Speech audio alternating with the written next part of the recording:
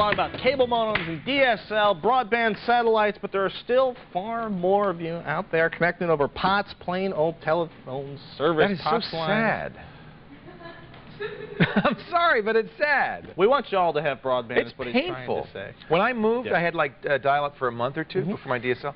It was makes you want to carve your eyes out with a dull spoon, doesn't it? So, but I understand in a lot of places you can't get broadband, and or you don't spend enough time online to make it justified for the extra expense. But we can speed things up. We got a little tweak tip here. This can save. Joshua Brentano, one of our crack members of the editorial team, or crack editorial team members. I'm never really good with those modifiers. Anyhow, he said on his home system, save 2 seconds on XP, but if you're on 98, save 20 to 30 seconds. Isn't that amazing, the difference? Logging in to your ISP. Now, you don't need to log in most cases. Right. What we're about to tell you may or may not work depending on how your ISP is set up. So you would want to check with the ISP to see if turning these things off but basically makes a difference. When you click, your modem dials, it answers, and you hear that. Well, that's basically the handshaking. Sorry about that. There we go. That horrid, heinous noise makes you, again, want to claw your eyeballs out with a spoon. That's handshaking. It's basically your system and their server communicating and deciding on what's going on. Okay.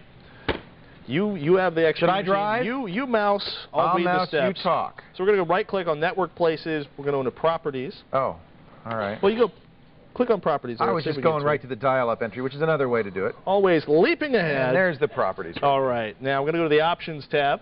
All right. Now this is XP, so it may look a little different in other versions of Windows. So let's uncheck included Windows logon, which in XP is include Windows logon domain. In Windows 98, it'll just say log on to server. Right. You can uncheck that, and I really think that's the #1 slowdown right there. Is trying to log on when there's no domain to log on to. It takes a while to time out. That would be awkward. Anything else we can change? Let's go to the networking tab. All right. We're going to uncheck NetBUI, and we're going to uncheck IPX and file and print sharing.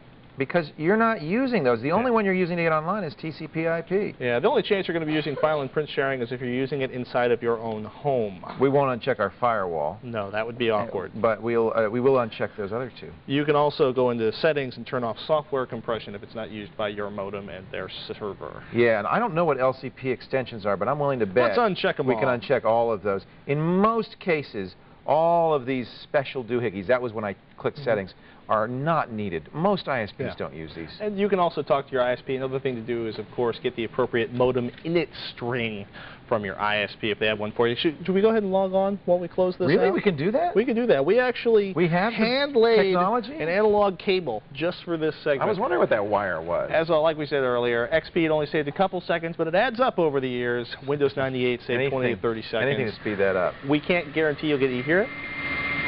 There it is. That's my favorite. The boing, boing, boing, boing. It's exciting. Boing. You know, I studied Chinese in college. You know. I don't know what it has to do with anything. Go to thescreensavers.com. Get all the information you're ever going to want about tweaking your dial-up networking settings, probably more than you ever wanted. Remember the dark old days of like 300 baud modems? I used to have like a 2-minute Look at that handshake. I used to have one of those things that the rubber earpieces you thrust the phone into. I still have one of those for when I'm in the middle of nowhere and I have to hijack a payphone. Folks, Megan!